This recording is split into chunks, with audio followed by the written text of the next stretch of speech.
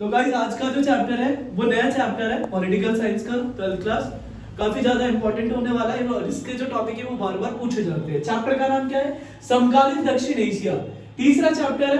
हमें दक्षिण एशिया के देशों के बारे में पढ़ना है और उससे पहले एक चीज बताता हूं कि दक्षिण एशिया के अंदर कुल मिला के 8 देश आते हैं जिनके बारे में हमें डीपली पढ़ना है। सबसे पहली कहानी क्या है? भारत, भूटान, नेपाल, श्रीलंका, पाकिस्तान, अफगानिस्तान, मालदीव और बांग्लादेश।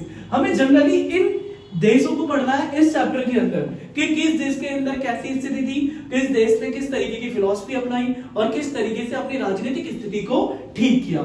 हमें इन सब चीजों के बारे में इस चैप्टर में पढ़ना है। कहानी क्या है ध्यान से समझना। सबसे पहले भारत का मैप को देखते हैं। सबसे पहले उत्तर में हिमालय पर्वत, पश्चिम में अरब सागर, दक्षिण में हिंद महासागर और पूर्व में बंगाल की खाड़ी। उसके बाद की कहानी क्या है? दक्षिण एशिया की विशेषता। ये टॉपिक काफी ज्यादा इंपॉर्टेंट होने वाला है। क्यों? क्योंकि हमें इन सभी चीजों के बारे में यहां से समझ में आ जाएगा। भौगोलिक स्थिति देखते हैं। इस क्षेत्र के उत्तर में हिमालय की श्रृंखला है, दक्षिण में हिंद महासागर और पूर्व में बंगाल की खाड़ी तथा पश्चिम में अरब सागर है। यहां तक की कहानी क्लियर है। इन क्षेत्रों में संस्कृति और सामाजिक विविधता सारी चीजें देखने को मिलती है। वो किसके अंदर? तो इन क्षेत्र यानी कि ये जो 8 देश है। आगे की कहानी क्या है? राजनीतिक स्थिति। सभी देशों द्वारा लोकतंत्र का समर्थन है। मतलब भाई इन देशों से जब पूछा गया कि आप किस प्रकार की स्थिति को अपनाना चाहते हो तो सभी देशों ने लोकतंत्र को सबसे आगे रखा।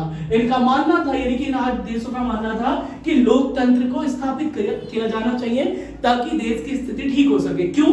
क्योंकि ये जो 8 देश है इन देशों के अंदर कुछ ऐसे देश है जहां पे लोकतंत्र है लेकिन वहीं बहुत सारे ऐसे देश है जहां पे लोकतंत्र नहीं है। देखो भारत और श्रीलंका आजादी के बाद लोकतंत्र कायम रखने में सफल रहे। कौन कौन से देश थे?